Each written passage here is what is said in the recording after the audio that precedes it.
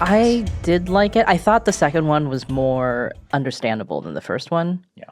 Because the first one, I just remember always having to be like, Chris, what are they talking about? Yeah. So the second one seemed to be more understandable, even to someone who hasn't read the books. Yeah. Yeah, like there's these desert guys and they're fighting these other guys in the desert.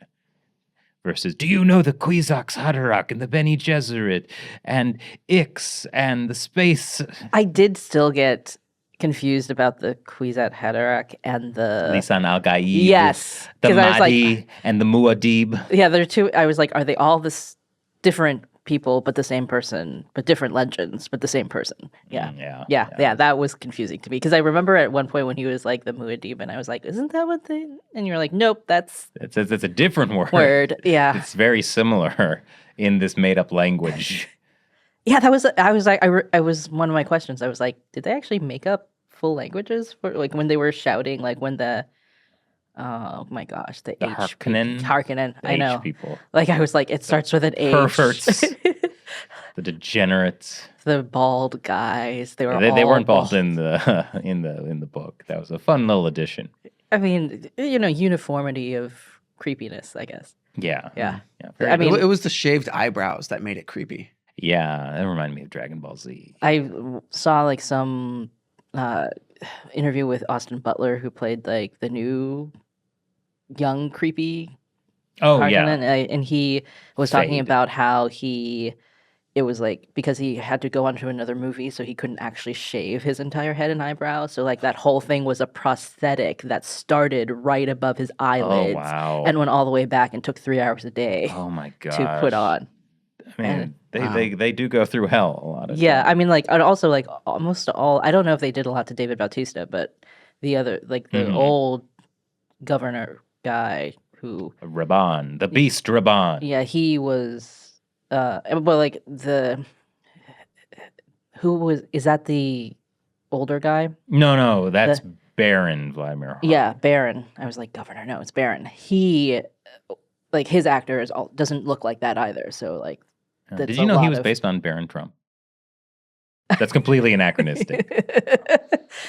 Baron Trump has 2 R's in his name. Yeah. There's a weird cult of personality developing around him, but I don't know if I want to deviate from Dune. Yeah, I mean, we got to focus here on this China Unscripted podcast. Yeah, we don't want to go off the rails. We want to stay on Dune. On Dune. But yeah, good movie. It didn't necessarily leave me feeling hopeful about things. Oh, if they ever make God Emperor of Dune, it especially won't. Which one is that? Well, technically that's the 4th book, but like if they do, that's the God Emperor one. Wait, yeah. did I say God okay. Emperor? God yes, Emperor. you I did. just repeated myself. With 4 books, they should make it 8 to 12 movies. I don't think any franchise is capable of supporting that. Right? Yeah, and the series gets increasingly weird and unsettling as it goes along. If you're going to make a series that's got that many movies, they have to all be very different. Well, like Marvel is kind of the only one that's pulled it off, but it they're eventually went off the rails. Pulling it off. They're not. I think after Infinity War Part 2, whatever that's like the end of where everything really fit together. Like there were a couple bad Thor movies, but other than that, like things were actually pretty good and pretty tight. But they were so different, right? They were different. Character-wise, different stylistically, tonally, they were very different, right? Some were funnier, some were more serious, and like all of that was supported. And that was probably a dozen movies or something, right? But I don't see anyone else pulling that off. Well, like I mean, I think we might just be in a very different time for movies now. Like it was kind of shocking that the new Furiosa Mad Max movie bombed because, like, I heard it was actually quite good. I haven't seen it. But, I think like all the movies have been kind of bombing this summer. Yeah, and I mean, we're at the beginning of like summer blockbuster time, so we'll have to see. But yeah, it's interesting time for movies. I saw something about how like the #1 international movie the other week was the Garfield movie, which really, I mean, it bombed here. It did bomb, and it got a bunch of like 1-star reviews. And I think it wasn't one of those things where the critics didn't like it, but people liked it. It seemed like everyone was like, "This is terrible," just like fake money grab. Apparently, it's very popular in China. Really? Why? I don't Explain know. it. I don't know. Explain your people to me, Shelley. Tell me of your ways. I could see that like a very simple like slapstick comedy might translate well in like across cultural barriers, but Chinese Three Stooges. And then our countries would be united. Yeah. Yeah, well, I'm thinking about like I watched this Chinese movie on a plane a few years ago that was it was Stephen Chow's. But it was like about this woman who was not pretty, but she wanted to be an actress. Yeah, what was that called? And I can't remember what the movie is called right now. It was like The Last Great something hero. Like, no, not Last Great Action Hero is what but like it's anyway. But like the humor in it, like there was a lot of kind of like slapsticky. His stuff does have a lot comedy, of slapstick. so, I mean, yeah. Kung Fu Hustle was basically Looney Tunes, live action Looney I've Tunes. never about watched Kung Fu Hustle. I think that's come out on this show before. We need to fix that. Shaolin Soccer, have you seen that? Nope. I kind of prefer that one, but we should do you on Kung Like Fu that Hustle. was that actress who is the lead in Shaolin Soccer is the one that got in trouble a few years ago. Do you remember this? And like she like for taxes and when they were kind of all like when the CCP was going after a lot of no, that celebrities. is Fan Bingbing who got the tax evasion thing. I remember Fan Bingbing. But the Kung Fu Hustle actress, I think it was something else that like she kind of disappeared.